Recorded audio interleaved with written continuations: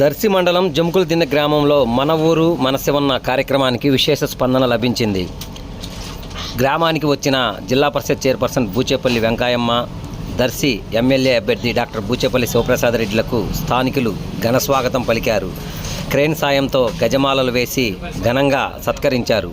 దారి పొడవునా హారతులిచ్చి తమ అభిమానాన్ని చాటుకున్నారు. మహిళలు ఎండను సైతం లెక్క చేయకుండా బూచేపల్లి తమ గ్రామానికి వచ్చిన ఆనందంలో డ్యాన్సులు వేస్తూ తమ అభిమానాన్ని నిరూపించారు.